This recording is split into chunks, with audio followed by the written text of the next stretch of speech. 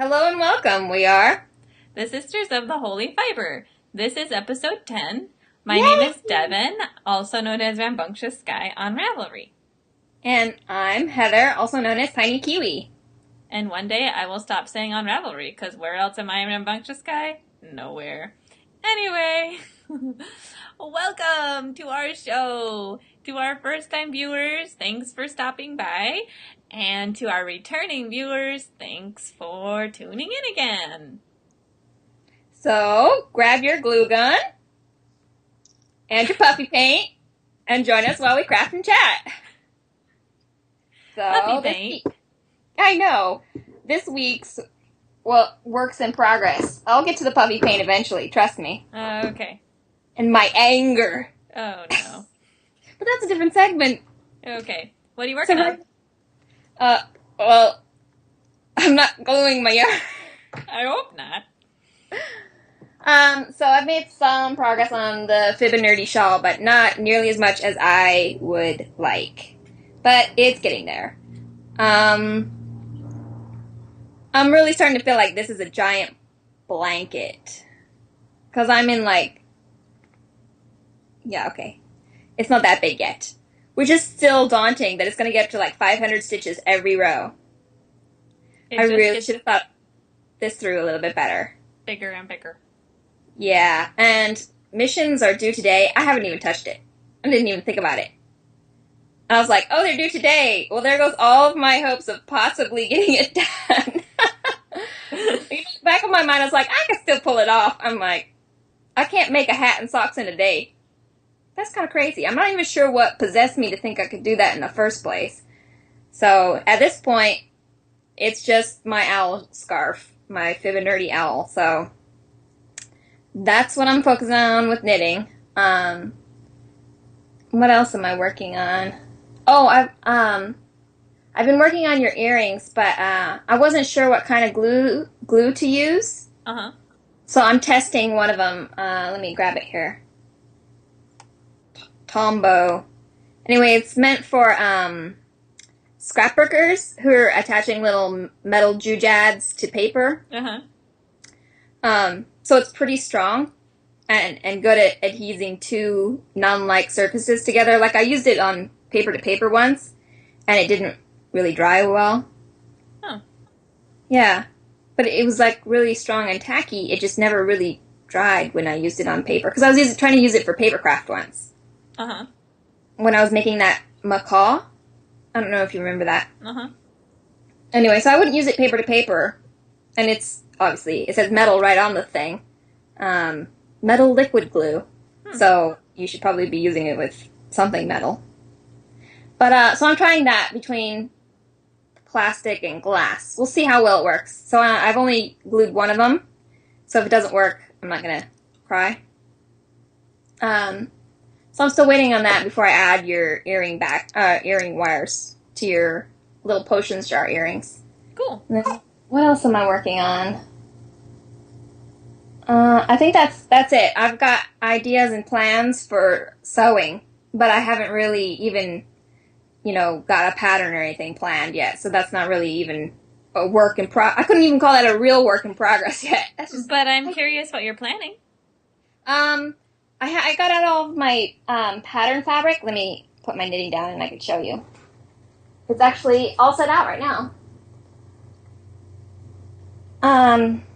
This one's some sewing stuff. I don't know if you'll be able to see. It's little sewing machines and pin cushions and stuff.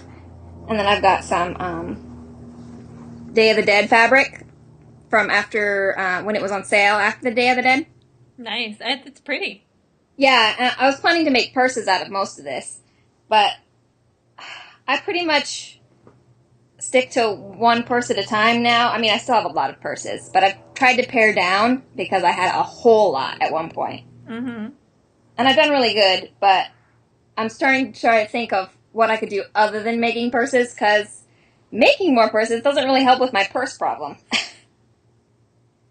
So I'm like, well, a bunch of A-line skirts maybe. Who knows? This one's a nautical theme. I don't know if you'll be able to see. It's got anchors and boats. And, oh, it's upside down. Yes. Might help put it right side up. Oh, that's cool. Yeah, it's got like little bits of maps and stuff. Really cute. Uh, Maps. yeah. And some flower. This one will be easier to turn into something since it's just regular patterned, omnidirectional flower patterns. Right. So, but I have all this, and I got lots more. I'm not gonna drag it all out and show it, but it's just, printed cottons. So I'm trying to go through everything and pick a pattern and go with it. But that involves the books, so I'll talk more about that later. Oh, okay. But that's all my whips. Everything Okay. else is FOs. Look at you with FOs. Whatever. One FO. Shut. I actually have whips to talk about this week. I am not one whip Devin.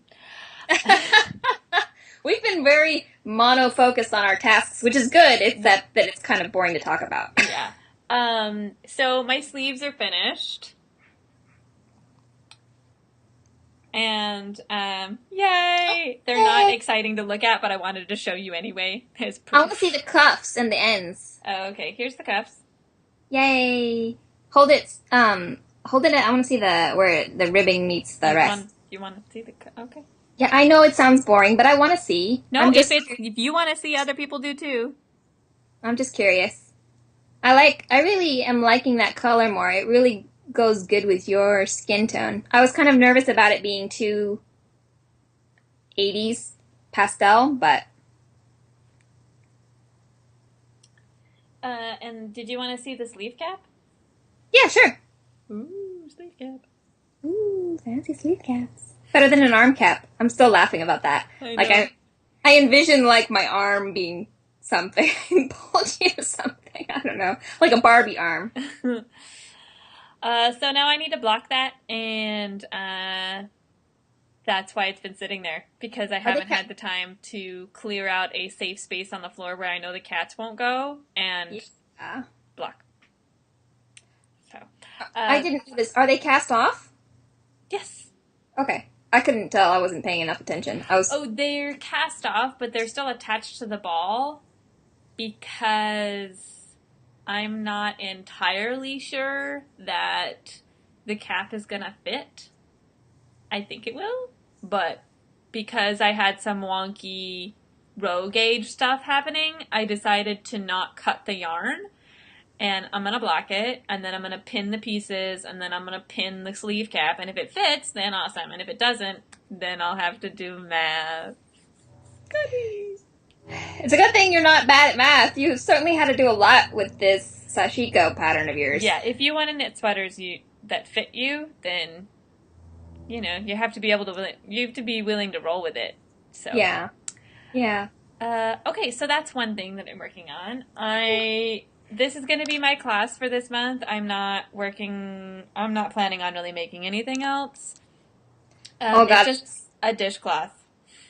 Oh, that's cute though. So and then I need the other side, and it's, we've started using these because we ran out. I made a couple out of this yarn, and we started using them because we ran out of sponges, and now that's what we're using. So, I guess we need to make more. That's what I decided to make because it's super easy and fast and I can get it done. And amazingly, it's not done. A real need. Sorry. It's always good when you have a real need to actually make some instead of making washcloths for nothing other than practice. Yes. And so that is in the works.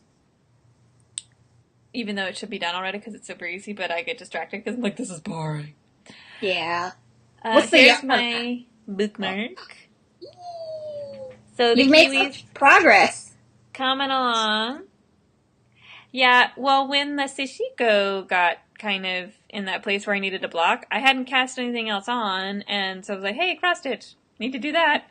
So the kiwi is almost all in. I'm just outlining him, and he needs his little eye, which is in the same color as the outline, and then I'll start working on the bottom part.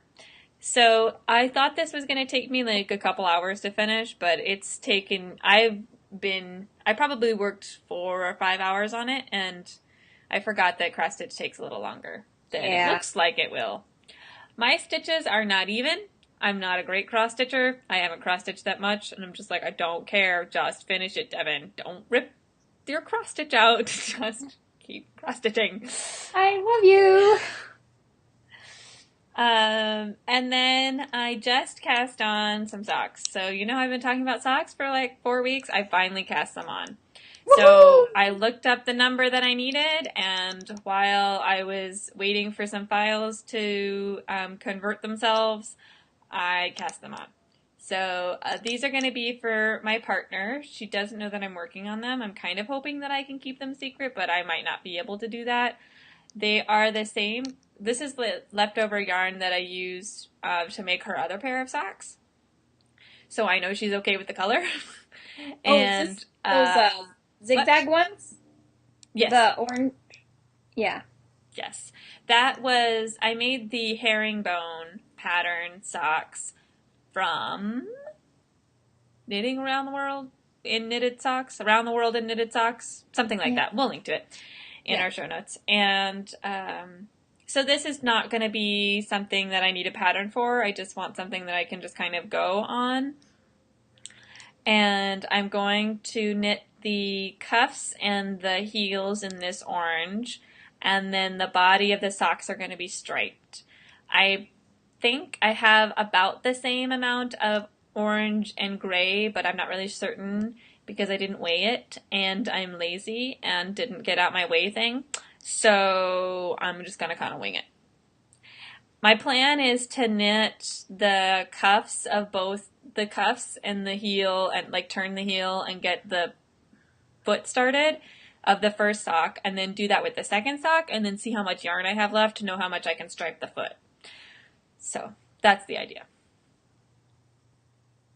At least you got it cast on now. You're much more likely to finish it. Yes. I am much more likely to make socks. Yeah. Now that they're cast on. Yeah, the casting on part, I don't know, it just like, you just have to have 10 spare minutes, and I don't know. I could have found it, but I just didn't find those 10 spare minutes, so. It's tedious. Yes. It's not the fun part. Yeah. I think that is all I'm working on. Yes, that's all I'm working on. And I don't have any FOs this week. Do you have any finished objects? I do! Let me take it off. Hold on. I'm wearing it right now. Because I totally forgot to take it off. Because it fits pretty well. Even though it totally clashes with what I'm wearing right now. So, you know how I took the fabric from our grandpa's shirt and I made a button? Yes. So I finally went to Michael's to get the earring wires for your potions earrings, and I found some little, cheap stretchable rings, like the kind of give out the carnival, or, kids carnival things. Uh-huh. Where it's not like real metal, or if it is, it's really bad metal. They're mostly cheap and plastic. These ones at least adjust since they're metal. So I wadded up a bunch of glue from the glue gun, the hot glue. Uh-huh. Because when I tried this, gluing this ring onto it, I was like, it's going to be, the lip of the button's going to be digging into your finger a little bit. So I tried to make a little island of glue first and then attached the actual ring shank. So, and it fits perfectly now, and it sits just right on my finger, so I'm glad I did that. Let me get it in. So now I have my grandpa's shirt fabric on my finger. Yay! Cool. So that's nice, and I really like looking at it and remembering him. So I think I'm going to do that with a few more, of my grandma's fabrics. Yay! I like that. It's a really good project idea. Yeah. And I was kind of worried that that these button shanks, or not shanks, but button sizes were going to be a little too big, because they're probably an inch. I got tape here. Yeah, they're a smidge over an inch, like an inch and an eighth or inch and a quarter. Mm-hmm. So they're kind of large, but it's okay. It fits. If I put it on my middle finger where the ring fits best anyway, then it just sits there. So I might make some more. I think it's definitely, it's, a fashion statement thing. It doesn't Yeah. look too big to me. I was going to say, what do you think about size? Should I go down one? I like it that size. Okay. I mean, you could go down one, but I think it would really depend on what would look best with that fabric. That's how I would decide. Yeah, that's not a bad idea. But I think I'm going to really make a lot of these because I'm super enjoying it, and I have all of those scraps that I don't know what else to do with. Right. Like, unless I make hair bands or something very small. Which was a thought. I'm still thinking, because I'm really trying to go through some of my fabric stash, if you couldn't tell already. Because I was, like, looking through the garage, like, I have so much fabric, and I'm not sewing it all. I need to, like, fix that. Do something. Or get rid of it. Yeah. At least I'm using some of it now. But that's my only real finished object for this week. But it's one! Yay! Yay! Achievable goals. Indeed. I like achievable goals. Amen to that. Do you have any finished objects this week? No. Okay. Not that I can remember. Well, yeah. If you think of it, we'll come back to it. There's no harm in that. Yeah. What about brainy moments? I have nothing this week. I do, and it's about blocking. Ooh. So I have not done a pieced sweater in a while, and so I know I need to block out my pieces before I sew them together. But the two basic types of blocking are wet blocking, where you submerge it and get it really wet, and then for like 20 minutes, and then take it out and, pat it dry in a towel and then lay it out. And the stitches remember their position that you put them in. So you can correct wonky stitches, and you can shape things to the way you want them to be. But I didn't want to wet block these pieces because I just wanted to be able to sew them together, and then I want to wet block the sweater when it's together because I really want the stitches to remember where to be when they're in the full sweater. Right. So the other option for blocking is steam blocking. So you put your pieces out and you steam them with the iron. You don't actually touch the iron to the fabric. That's the critical part because you're not ironing the fabric. All you're doing is using the iron to steam the pieces. So that will make the pieces lay flat so that you can seam them together properly. So for example, like my sleeves right now, like I need to seam these together. Mm-hmm. And right now the edges are curling because it's stockinette stitch.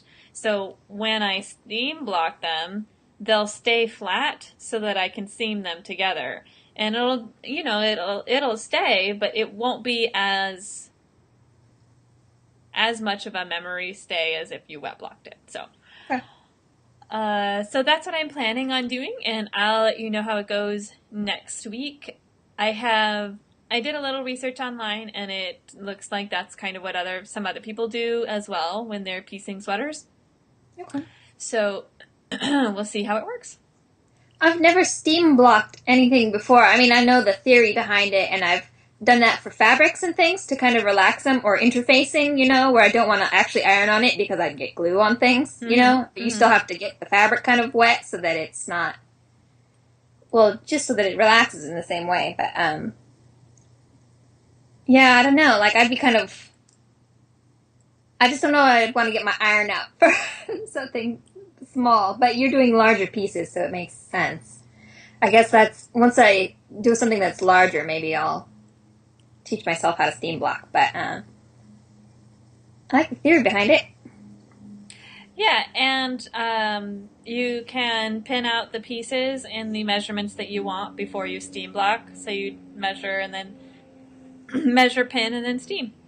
And then you just wait for it to dry, and then you can start sewing it together. And then the other advantage is that it'll dry a lot faster. I didn't want to wait 3 days for my pieces to dry if I wet blocked them. So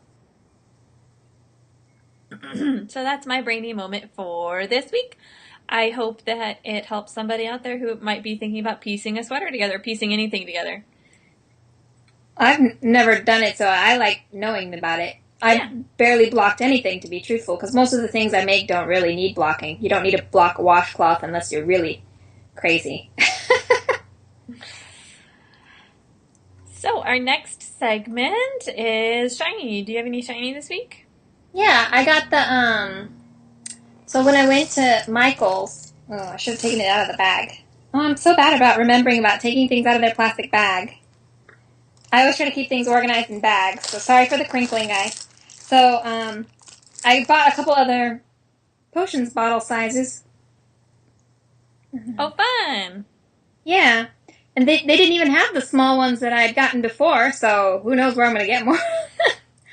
And then I got these little guys, which are more like a memory capsule or something. Like, they come apart into 3 pieces. Like, I could put a scroll of paper or something inside, or a picture. I have no idea what you're really supposed to put in there, because it's a very strangely constructed object. Uh-huh. But I think I've seen people try to make sort of fake time turners and stuff out of these ones with these leafy end caps. But I'm probably just going to try to use them as potions containers. But I haven't quite figured out how to do that and keep the piece together. Excuse me. So, I don't know. The wire going through the center is what keeps it all together with sort of this eye hook and a earring backing, basically. Mm-hmm. So, I don't know. I'm still thinking about what I could make with that one. So if you have an idea, let me know.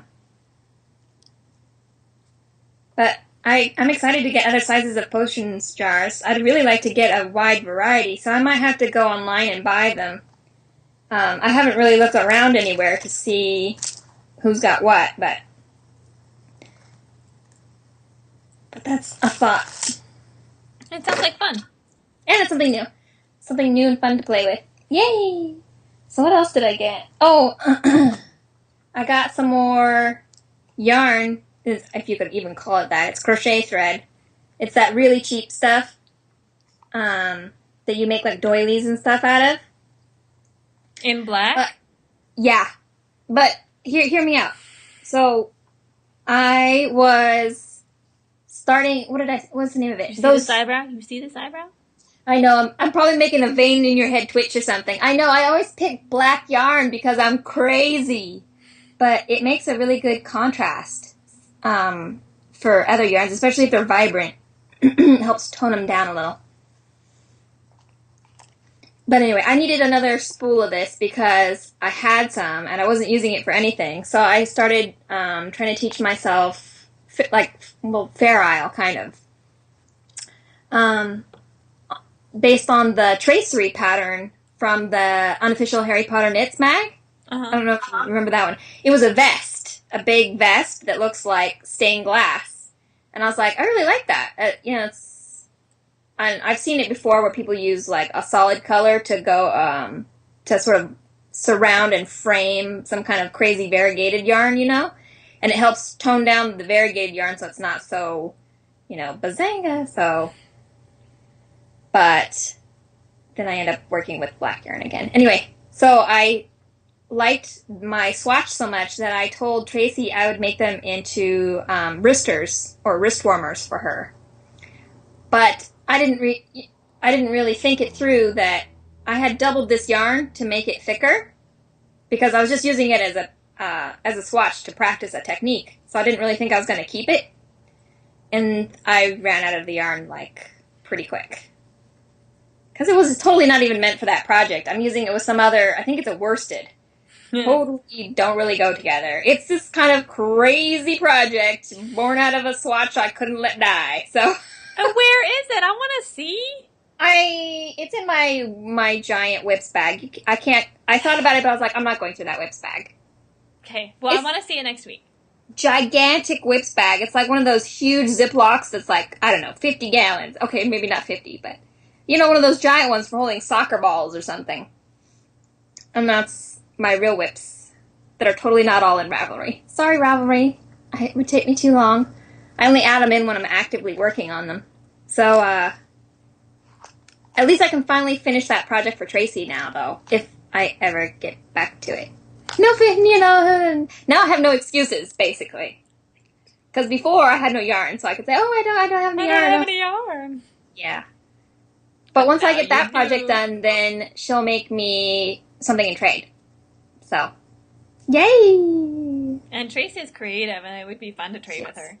Yes. And she's a really good crocheter. She's very inventive and loves figuring out stitches just from looking at things. Mm-hmm. So she's like, oh, how does this work? And she just like works at it till she gets it. Very creative person. Yes. So I gotta get that done so I can get stuff. Yes. What was the other yarn? Was the other yarn a wool yarn? No, it was some kind of like blue and green. I think it was acrylic, if I remember right. It's been a while since I worked on it, so I really should, really should finish it. But one of the things that I learned it's been a long day here at the system. I learned it good. I learned it good. You done One of the did. things I learned it good.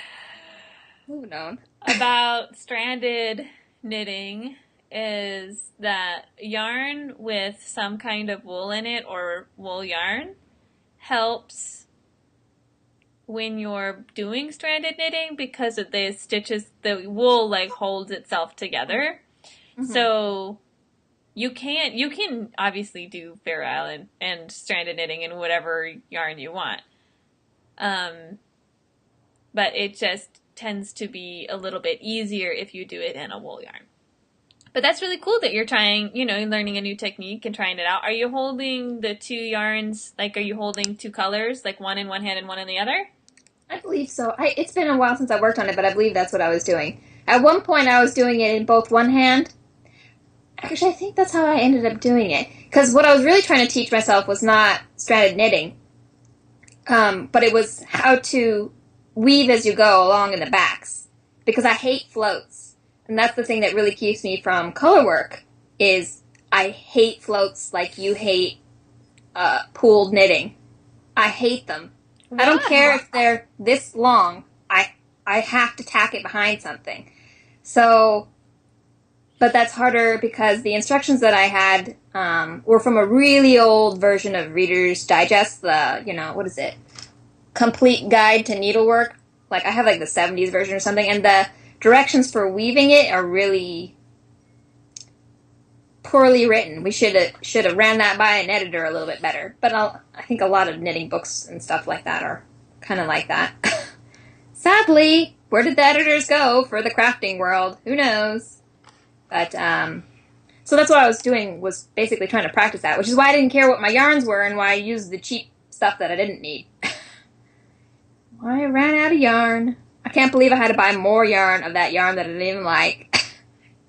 And if you're knitting it so that, like, because you hate floats, then it wouldn't, like, needing a wool yarn, or the wool yarn properties for stranded knitting wouldn't matter as much. Exactly. So. Although I think one benefit, and while I was making this tracery thing, that's what I was thinking about, was one benefit to using an all wool thing would be that I could wash it and kind of tighten it up a bit so that none of the yarn shows through in any of the gaps. Sort of like mildly felting it. I think you would still have yarn showing through. Do you think so? I don't know. I think it's worth an experiment. Yeah. Well, I gotta finish one project. Any project. I gotta finish one project, but really, I got a lot of projects to finish. It's not an untrue statement. Oh, I can't think about it. Okay, sorry. That's okay. I don't have any shiny, so we're ready to move on? Yep. To hyperventilate. What are you really excited about in the geekery world this week? Nothing really except all the crafts I'm doing. I'm very excited about all of them. But other than that, not really anything. I'm still watching Murder, She Wrote. I have become committed, as you would say. And I can't remember the title of the latest episode, but it's pretty early on in the second season. Uh-huh. And the main character, Jessica Fletcher, well, the episode opens, and the actor, I would know it any other moment, but I can't think of her name right now. Of course I can't. I can't be a fangirl if I don't know her name. Oh, wow. It opens on her, and she's obviously not playing her own character. Like, she's some other character. Like, she has this really odd English accent. Uh-huh. And, so then you find out that it's her cousin. So it's Jessica Fletcher's cousin. So this actress, she's playing both characters. And everybody remarks about how much they look alike, which is so funny because they're like the same character. Right. So, or they're played by the same actress. Right. And now it's really bothering me that I can't remember her name, but that's okay. I guess I'm committed to the series now because I'm into the second season. So I think what I enjoy that it's so from that time period, you know, what they thought was cool, and it was interesting, you know, because of the different generation gaps, because there's people her age and what they wore and how they acted, and then there's younger people and how they acted and what was cool to them. So I'm enjoying it, and that's really what I've been mostly watching lately. Cool. What have you been reading? Oh, so let me set my knitting down again. So I finally have made it to the paperback, or, you know, hard copy versions of where I'm at in the Mercy Thompson one. I think this is the 5th one. But I have a title for you finally. This is Silverborn.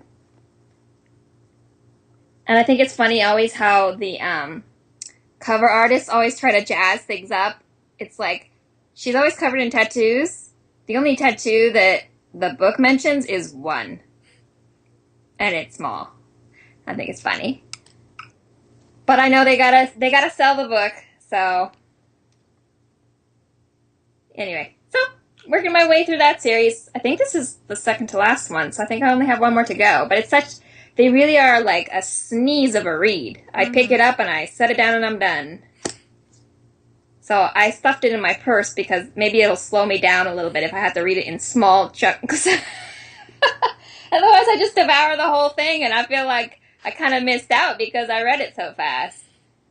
I don't know. It's not, you know, fine literature, so it's easy to read, but that's that. And then let me grab the other book because it's on the bed. So this is One Yard Wonders. Who is it by? Yaker. Oh no, that's the. I don't know if that's the. Oh, that is the author. I thought it was the publisher for a second. Yaker and Hoskins.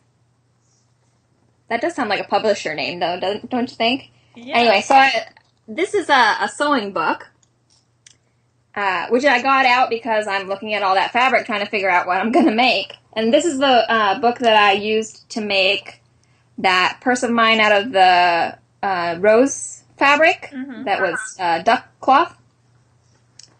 And I had so much problems with this pattern. And it didn't, even when I was like struggling through this thing and writing notes on the margins like, this seam allowance is a joke. You know, like I had to use 1.5 inches or something, you know? Yeah. Not half an inch. I really made a lot of amendments as I went through it. But then I went online and realized they have so many, like, what do you call it? Not annotations, but when they realize they've made a mistake. What's that called? Errata. Yes, thank you. They had, like, a whole ton for this book. I should have looked that up before I got started. But I only really thought about it when I was all done for some reason.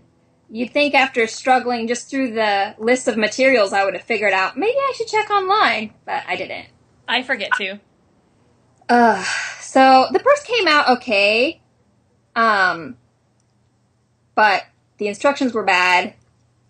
The pattern didn't quite fit the way it was supposed to, so I had to kind of make up a few things as I went along. And I didn't have enough interfacing, so I couldn't do the interfacing on the shoulder straps, which I super regret now, because you need it.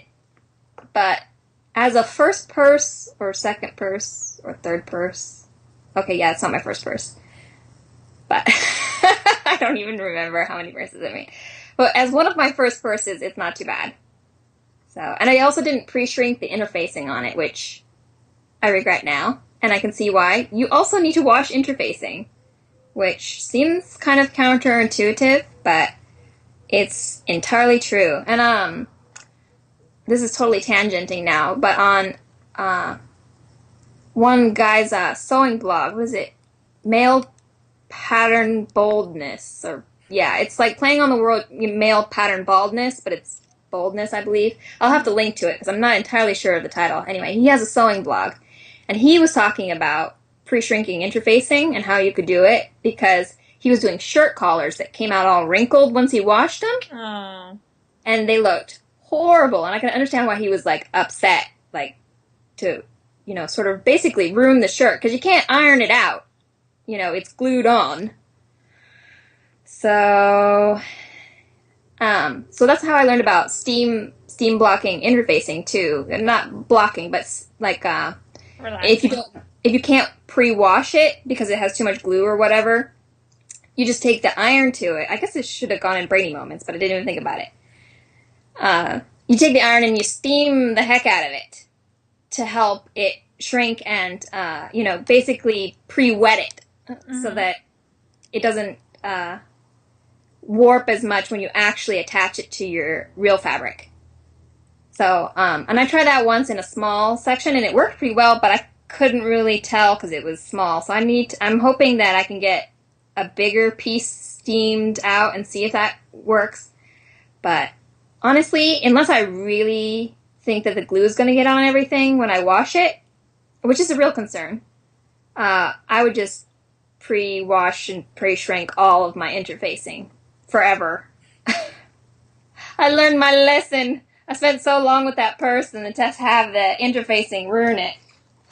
But the other problem, other than the patterns in this book, getting back to the book, other than the patterns having problems themselves because no one proofed it, they often take more than a yard. It drives me crazy. It says 1 yard wonders. If I need a yard and a half. How is that a 1 yard wonder? I don't understand. And it's like, then they pick a project and they pick a fabric and they're like, you can make it in 1 yard as long as you don't want the pattern to match and or you could use a yard and a half or 2 yards and make things match up, to match the pattern. And I'm like, that shouldn't have been in this book. It drives me nuts. And then this is kind of a pet peeve. They do that with the one skein wonders or, one skein whatevers. And then it doesn't take one skein. And you're like, why is this in here? Yeah. If I need 2 different colors, that's not one skein. I mean, I understand, like, there's a limit to what you can make with a small amount of something. But that's why I'm buying this book. Is that you can be innovative and think of things that I didn't think of already. Yep. But I really like this one. If for nothing else, then they have a lot of really cute fabrics in it, and it's very good visual idea stimulation. So even if I don't actually make something out of that, I might just make up my own pattern and, fib my way through something else. So I really gotta use up my fabric. So making me things. Huh? You can use up your fabric making me things. Oh yeah, but what do you want? Everything. Pillowcases. I'll take pillowcases. Yeah. Oh, and you've seen this one before because I've promised to make you a purse out of it and I never did. Because I'm lazy. But this is also another really good but it's pattern. okay, I forgot. So no Oh, good. No biggie. So this is a a Japanese pattern book for simple and basic handmade bags. And again, I really like it because they show you a lot of the pictorial steps. So it starts off, shows you how to lay out. Oh, I don't think you're going to be able to see this. Yeah, I can see it. Okay. It shows you how to lay out your pattern on the fabric. It gives you, there's bigger pictures of the finished projects elsewhere. But then on the next pages, let's see. It takes you step by step on now sew this seam. Now add the interfacing. You use a bone to make a crease. So I really like that kind of instructional visual learning. Mm-hmm. So that's why I got this book. Then it's full of cute bags. If you haven't noticed, I really like bags and purses and boxes. Anything of holding. You know what I need? What? I need a whips bag, like a giant, big, bottomed whip bag. Like really big? Like to live in my living room. Like big or like how big? Like Afghan big or like sweater? Not Afghan big, but like this big. Like circle your arms like this. And then I want stuff like that. That's like Afghan big. But not that deep. Oh, okay. Like that. Okay. Deep. If you feel like making something and you don't want it to live in your house? Yes. That's an idea. Totally gonna take you up on that, because that makes me more likely to want to do something, is if I don't have to keep it. You think I'd learn to sell my own stuff by now. But, haven't got around to that. Because I'm lazy. I like how that's like our motto now. I would have done it, but I'm lazy. I would have blocked my sweater, but I'm lazy. Yeah. Why make up excuses and lie, though? I'm not gonna lie. I'm just lazy. Totally true. But tell me what project you're gonna put it in. That'll give me a better idea of how big it really needs to be. Okay, like the pieces for my sweater, I would want to fit like 2 sweaters in there. Oh. Here's my sweater pieces. How many balls of yarn did that take? This one and then another one. I don't remember. 8. That gives me kind of a better idea of how much volumetrically I would need it to fit. I can take measurements and send them to you. That would be actually very helpful. And then I could probably swing something out of this. And I have so much nice fabric. Do you like, let's see, the Virgin of Guadalupe? I don't even think you could see because it's such a bold, crazy pattern, but I can see, but I'm not into the Virgin of Guadalupe. Yeah, I was thinking if I take a small section of just one at a time as a central piece, it would be a lot less frenetic and crazy. Because this, as you can tell, just from a distance, it's crazy. I've got some cute mushrooms. Cute mushrooms. I would take cute mushrooms for a bag. I got enough that to make a skirt. Oh, that'd be cute. Well, I was sort of trying to make you a bag. But you should make a mushroom skirt. Yeah. I should make a lot of things. Doesn't mean I'm gonna. Yeah. Because I'm lazy. Okay, I'll stop at some point, but don't! I'm enjoying it. Okay, good. Okay, so I really liked your sewing book, the Japanese one with the pictures. That's cool. Do you have any more books? No, that's it. On to I Spy. Have you been out seeing things this week? I did! So, I didn't actually see this guy. But I heard it might have been a flicker or a woodpecker. Since I didn't see it, I don't know. But he was hammering on bamboo. We'll get through it.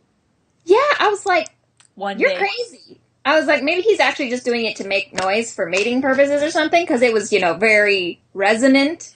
This sounds great. I know. they thought it was a jackhammer, the ladies I was working with. I was like, that's a bird! And he's hitting the bamboo. That's probably why it sounds so hollow. But nobody could find him. And then I saw a kestrel. I saw a whole bunch of stuff. House sparrows. They're so cute. Oh, I saw a little sorry. Huh? Go ahead. I saw a little house sparrow at my school, and he had a little bit of dried grass in his mouth. Busy making a nest. Yes. I'm gonna go make a nest. They're so cute. And I didn't see what the hummingbirds were because I wasn't paying too much attention because I'm not a big hummingbird fan, but they were everywhere.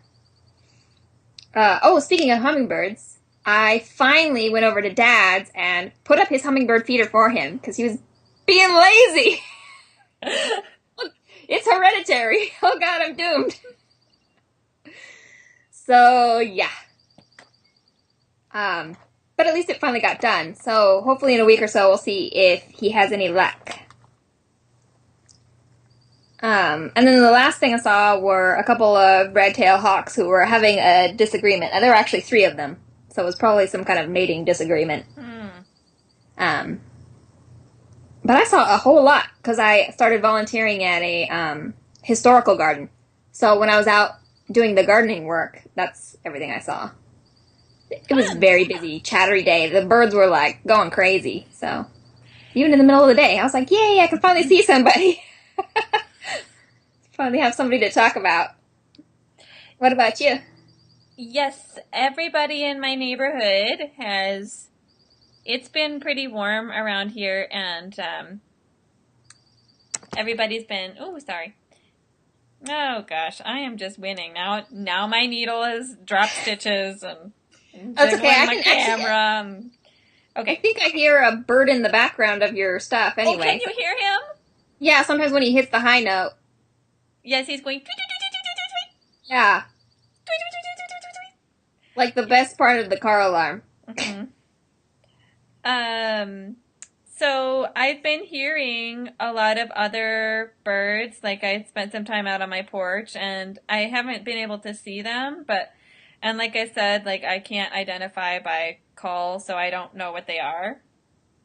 But they're different calls than... They're either birds that have migrated back to this area, or they're just birds that are now doing their mating calls.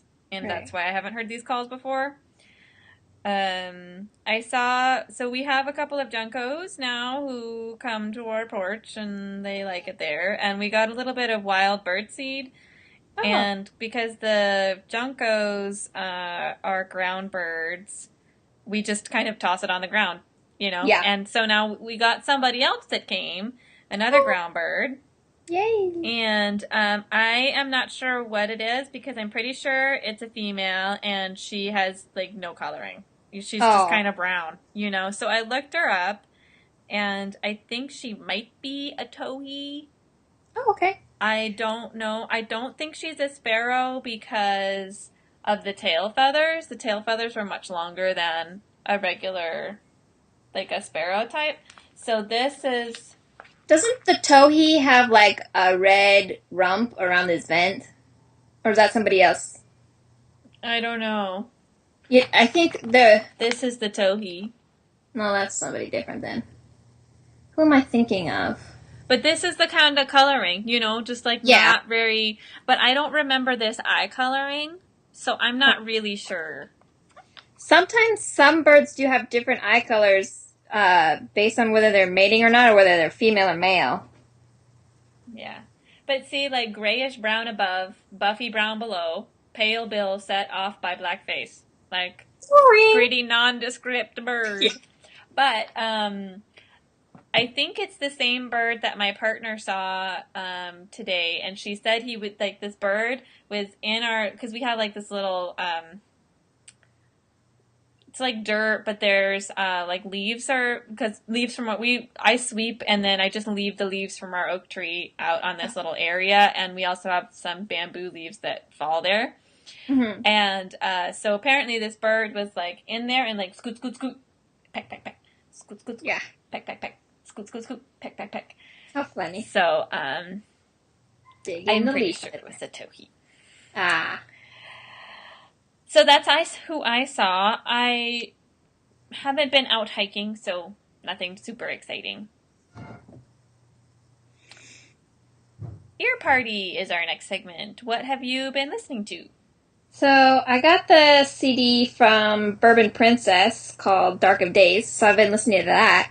And it's kind of the same sort of sound as Morphine, if you ever listen to them. Oh, sorry, my phone's going off. Hold on. They're sort of, I don't know what I would call them. Like, I think they called themselves low rock, which is kind of what they do. Or, What does that mean? they made up the genre title themselves. Morphine did. But, or noir jazz. But, the main singer in this, she's a lady, and she has a really deep voice. Like, super deep. And she plays the, bass guitar and does the vocals. And then there's a sax. I think it's a baritone sax, actually.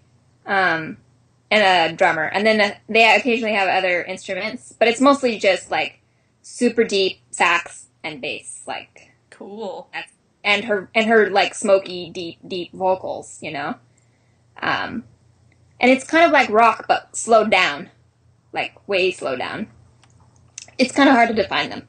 So, but I really like her stuff. I don't know that they're together still. I think they became AKA COD, or maybe that was before. I don't remember. But it's all related to that sort of music. I think most of the members in that came out of Morphine. But the lead singer of that died of a heart attack. And then, you know, they branched off into other things. And then the other thing I was listening to, let me find my list here. Fits and the Tantrums. They were on the radio relatively recently, a while ago. But they popped into my head, so I started listening to them again. You might know one of their songs, Out of My League. It's been on the radio recently, so I'll link to that as well. But that's what I've been listening to. And I'm trying to stick to 2, again, just to be good. What was the name of the last one that you just said? I missed it in my brain. That's okay. Fitz, F-I-T-Z, and the Tantrums. Oh. It's a really good video for that one, too. I kind of like it. Their female vocalist, she's really pretty, so when she's like on the video, it's very kind of, I wouldn't say completely 60s, but just sort of like the morphing peoples and going, into the tunnel, kind of changing color things while everybody's singing and stuff. So, what about you? What have you been listening to? Well, I mentioned last week that I found the country singer Casey Musgraves, and I said it wrong last time. I said Musgroves, I think, but it's Musgraves. Oh, you're breaking my heart. What? Well, you probably said Musgroves because it was Jane Austen. Musgroves. Oh, probably. Yeah. So what I did, I discovered on YouTube that you can make playlists. I mean, I knew that you could, but I was just kind of avoiding doing anything on YouTube until we started podcasting. Right. And I was like, hey, I could make a playlist of Casey Musgraves so that I could just listen to the album without having bought it yet. Right. And because I would like to buy it, but I don't like supporting companies. I like supporting artists. So I'm trying to figure out what the best route to buy it would be. And I just haven't figured that out yet. So I made a playlist, and I put like 7 or 8 videos in there, and that's been really nice. It works really well, and I've been able to listen more. And the more stuff that I listen to of hers, the more I like. Mm-hmm. She's done a lot of songwriting before she decided to kind of go out on her own. So a lot of so she's had her songs sung by other famous country singers, and at 25 she's actually a little old to be starting her career. Right. Technically, like as far as young artists go, right. And Nashville is very mainstream culture wise. Yeah. So there are things that I don't like I don't like that she, in the videos, is very much like, and I don't know if it's, okay, I don't like how, like, sexified she is. Right. I don't know if that's her. Like, if that's her, more power to you. You know, like, what's her But if that's, face? Like, the crazy pop yeah. star who wears, like, all that kind of crazy stuff. What's her name? You know what I'm talking about. Lady Gaga? Yeah, like Lady Gaga. Like, Lady Right. Gaga is all about, and she don't care. Like, she's just Right. doing her thing. Like, if that's just what it is, then fine. But I just hope it's not her producer telling her that she needs to look like that. But, there's one song called Follow Your Arrow that I have been listening to a lot. I really like. And so that's my Casey Musgraves. The other thing that I've been listening to, it's one of my favorites, is In the Hall of the Mountain King Oh, yeah. by somebody whose name has escaped me. Because It's I want to okay. say Peter Gint, and that's not right. That's some fictional character. My poor brain. It's been I through the know. ringer today. Got steam coming out the sides. Whee! Yeah. Uh, yeah, We'll link it's to not it. coming through. Yeah, I'll link to a video. I've been listening to it because we've been doing dynamics with the kids, Mm-hmm. with my kids, and it starts off really soft and it gets really loud, and so it's really easy for them to hear it, and it goes from slow to fast. So Right. I'm also kind of introducing their ear to that, even though I'm not talking about it. And then one Right. of the kids was like, "It's getting faster," and I was like, "Yes, child, it is." So stick in my music glass forever. Ooh, ha, ha, ha. I am teaching you without you knowing. Sneaky teacher. Yes. So that's the other kind of my classical thing that I've been listening to, and I just really like the song. I think, or the piece. It's quality classical literature and easily accessible. Yeah. What about walks in the urban wilderness? How have you been doing with your walks? So, I only did 3 this week, but I spent so long on Tuesday working that I really couldn't work on Wednesday because I'm so out of shape. If you really ever do any gardening, like for reals gardening, that's a super workout. The only other time I really had muscles was when I was in horticulture full time and I had some guns. Because it's just like a lot of weightlifting essentially. And bending and stooping and squatting, all great workouts. So I spent like a good 4 hours doing that and then walking like miles because I I was think bored. you got your exercise in. Yeah. I'm okay with that. I'm okay with only 3. Considering how hard I worked on Tuesday, I'm not crying any over missed goals. So, how about you? I got my 2 walks in. I walked to my cooking class, and then yesterday I was thinking about how I'd only done 1 walk and it wasn't even that far. Mm-hmm. And I was thinking, I'm gonna go on, and Heather is gonna go like, Devon, you need to walk. And I was imagining you shaking your finger at me. So I went out and walked. So you can't shake your finger at me because I went out and did it. Okay, yay! I take the finger back. No more. And I walked I just kind of explored a little bit around my neighborhood. I walked farther than I had intended to. So, hey, cool. And then I came home and I did a little 20-minute yoga thing. So I did that too. So I just had this revelation that I was like, I bet if I type in yoga into YouTube, there's going to be a bagillion videos. And I was right. Thanks, YouTubes. Yeah. Not all of them are quality, Right. and not all of them are really yoga. And the one that I did was kind of more, it was 20 minutes of stretching. I don't know if it was really yoga to me, what yoga is, and, I think I was trained well because the first yoga experience I had was in college. I took a class and she was trained in Iyengar style yoga, which is very concerned with alignment and where and like the push and pull of your muscles. So this like contrasting motion of the muscles is what really like gets you the stretch and gets you the most benefit. Mm-hmm. And now that I had that, you know, I always think about that, and I always think about the breath and like those kinds of things I associate as being yoga. So even if things are yoga, if they don't have that, it doesn't feel like it to me because that's how I learned it first. Right. So, and the other thing is there is an Iyengar studio a block away from my house. So I am interested in checking that out, but taking yoga at classes is expensive. Yeah. It's really good because you learn a lot, and I won't do yoga for an hour on my own. Like, I just don't do it. Yeah. Yeah. And if I'm there with other people, I will, you know, and it's kind Why of is like... that? Because we're lazy. Sorry, I couldn't resist. It's such an true. opening. It's because I'm like, I could go block my sweater. Okay, I'm going to go do that. Yeah, well, like, when I was in belly dancing class, that class was, like, hours long. And it's a super hard workout. I mean, it's like jazzercise or something. I don't know.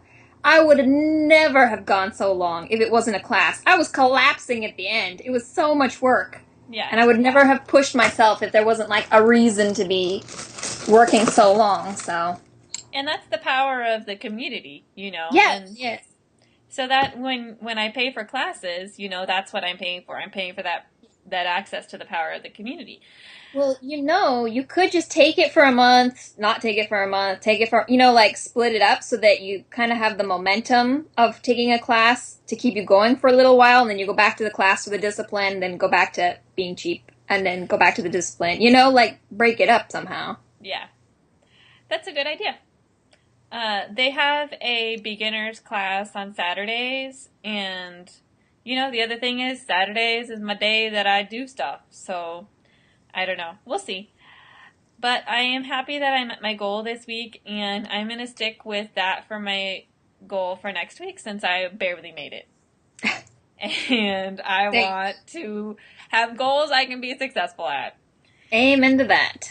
So as soon as I start getting, because my goal is 2 or 3 walks and a yoga, and if I start getting to consistently 3 walks, then maybe I can up it. But for right now, we're going to stick it there. Stay there. Yeah, I've been the same way at meeting, you know, pretty much 4 has been a realistic goal. I rarely make it above that, you know, so yeah. It's still good. So let's stay there for a little while before we berate ourselves for not improving. Exactly. And because I'm going to be working so I'm going to go, like, I'm going into random remnants otherwise. I'm good. Yeah, I'm done. Okay. So I started volunteering at this historic garden. So I'll be going there once a week on Tuesdays for a few hours to be helping with the gardening. You know, we just basically do all the grunt work. You know, the boring stuff like deadheading. Because they have real employees to do, like, heavy lifting and getting on a ladder and that kind of things, you know. But it's a super duper workout, and it's been a really long time since I've seriously done any kind of horticulture gardening stuff. I forgot how taxing it is. It's like squats all day. Insane. And that was a number of years ago that you did it, so you're a little older now, too. Yes. That was quite a few years ago. I think that was probably 2004. I don't like to think about it. I was going to say, I think it's been 10 years, hasn't it? It's probably been 10 years, and yeah, I was right on the money. I was thinking it, but I didn't want to say it, but you said it, so. Oh, God, I'm old. Yeah, no. And I volunteered there when I was in high school, which was even longer ago. So that was kind of surreal, too. So now to the next thing, totally puffy paint. I tried out that paint, finally. Look, I have ADD, don't blame me. So this is the Tulip Soft Velveteen Fabric Paint. I don't know about ADD. Somebody who just told me last time, when I start something, I can't stop. Yes? That's not true at all. Otherwise I wouldn't have a giant whips bag. What was I talking about, cookies? I don't honestly remember. No, that's closer to the truth, but Cookies. What? Yeah. Now When I I want to make start cookies. eating cookies, I can't stop eating cookies. That's So. true. Okay, puffy paint. So it's totally puffy paint. I took a... The stuff you were worried was going to be puffy paint is puffy paint? Indeed it is. Mm. It's not quite as puffy I keep as... hitting my camera this time. Sorry, everybody. That's... No worries. But, I think if I had a stencil and I could kind of, wipe it on with a brush or something and not have it be so raised, it wouldn't be so bad. Because I took a... Let me show the sample here. If you can... Oh, the light. I started writing sisters. Oh, I ran out of me. So cyst, which is not as exciting. I took Are you making a Sisters of the Holy Fiver shirt? No, I was gonna make a bag. Oh. That was the hope. Yeah, but this paint, puffy paint, why? Yeah. Totally disappointed that it's just puffy paint, and I fell for it like an idiot. Oh well. So I'm still on the hunt for real fabric. I don't know if I should be looking for dye or paint. Like, oh my gosh. I was like, maybe I could silk screen things. And then I looked at like one of those silk screening kits. It took like the instructional video on how to put it together was an hour and a half or something ridiculous. I'm like, I'm lazy. I'm not doing that. Never mind. I take it all back. What about just using Sharpies? Because I remember when I was I wanted to like write or something on shirts, and I don't know, and I looked into like fabric paint and fabric pens, and then I realized that Sharpies on fabric don't come out when you wash it. So why don't I just use Sharpies? And that's what I did. Yeah, that would definitely give it a homemade garage band feel. You know, like well, I people don't know what you're doing. Well, yeah, that's basically it. I know, but I have some talent. I'm not completely, I don't have to be completely simple or simplistic about it. I want it to look somewhat, well, not necessarily professional, but clean and precise. Well, then you could do it, but it would just need to be with a stencil, Yeah. Yeah, and I was thinking about that, like what would I cut the stencil out of? Because it doesn't seem like it ran too badly, and it dried pretty quick when I thinned it out. If I left it puffy, probably wouldn't. So I don't know. I'm just really, really curious about what I could swing with this. Because I've got a bottle of it now. May as well use it. So I'll see what I can come up with.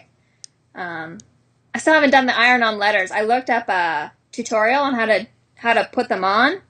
So because I was really worried about ironing the plastic backing on them. Uh-huh. And good thing I looked it up, and good thing they had a tutorial, because some of their letters you have to put on in different ways, and it's like... That's weird. Yeah. Like, melt the plastic on one, not on the other. I don't understand why they think the way they think. Like, make the instructions simple. Absolutely simple. Because I'm lazy. Because I'm lazy. Yeah, pretty much. I want to make stuff, but I'm lazy. I'm smart and I'm clever, but I'm lazy. So now that we're devolving, do you have anything else for Random Remnants? Lazy. Oh, I do. I made the most delicious cream puff because it was a cream puff recipe with Gruyere cheese in it. It was so good. Made it at my vegetarian cooking class, and it wasn't that hard. And oh my gosh, it's just like a regular cream puff recipe, but I learned how to make the cream puffs the gourmet way. I don't know. Anyway, I learned how to make them, and now I just need to get cheese. And I'm so excited. I have a little bit of spittle on my screen. There we go. That's true excitement. So I'm pretty excited about that, and I've been having a lot of fun in my cooking class, and I think I'm going to sign up again. And been learning a lot, and I need to buy chef knives that I can use, because the knives there, a knife in any kind of it's a community center kitchen with bad knives that are dull, and I need my own. And I haven't even looked. It's gonna be expensive, and it's gonna be difficult to find something.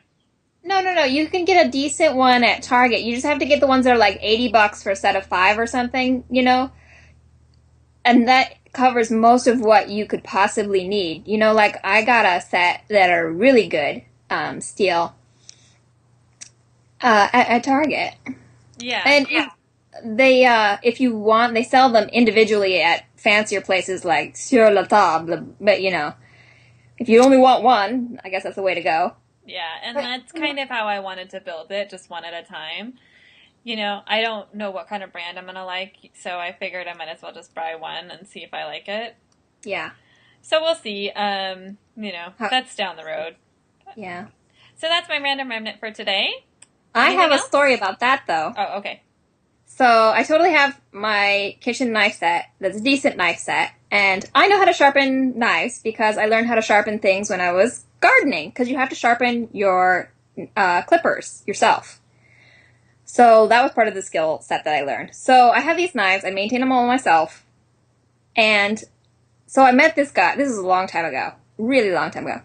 And he was all like, I'm a chef. I can sharpen your knives. And he was like doing it wrong. And I was like, put my knives down. I was like, kind of rude. But... Well, in a brainy moment... One of these days, can you get out your knives and show me how? Because I don't know how to sharpen knives, and I would like to learn. Sure, for sure. And that seems like the random thing that we would have in our brainy moments that makes this podcast special. I'll show you how to sharpen your clippers, too, so that they can actually cut through things. Awesome. I'm not, like, an expert, but... Well, I don't need, like, the fancy-dancy thing. I just need to know how to do it. I've just, never done it. Samurai sword that you gotta keep sharp, so... Because that's like a whole nother level. But I can sharpen your kitchen knives, no problem. Leave it to me. Okay, well, I think that's it for this week. Indeed it is. We've randomed on long enough. Yes. For an hour and 20 minutes already. Woohoo! Some of that in the beginning wasn't. But yeah. Anyway, so thanks for tuning in this week. And if you are curious about anything we talked about, you can find our show notes. Oh, and the mustache monster has appeared. Or what is that you call that? I don't know. Your hair mustache? Anyway, our show notes are found on our blog at sistersoftheholyfiber.wordpress.com. You can come and leave us a comment there if you have any questions or comments or feedback. And we have a Ravelry group where we also post the video, and you can come and chat with us there. And we have an ear party thread, and it's still a party of one in there. It's a rambunctious sky party. Oh, it's because I still haven't posted anything. Because I'm lazy. So come on in and join the party, and let us know what you're listening to. I post things in there that I don't talk about in here. And what else? Oh, and if you have any feedback for us, let us know what you think. If you think that you would like to hear something else, let us know what that is, because we don't know unless you let us know. Yeah, what you want to hear about. We know a lot, and we're more than willing to share all of it. And we do lots of all kinds of random things. We really do. All right. Thanks for joining us. Thanks. Bye.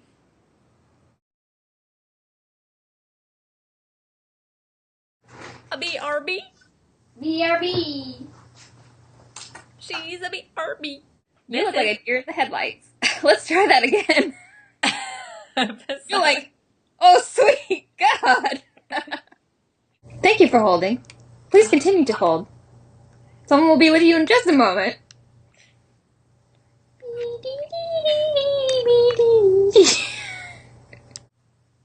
Thinking man.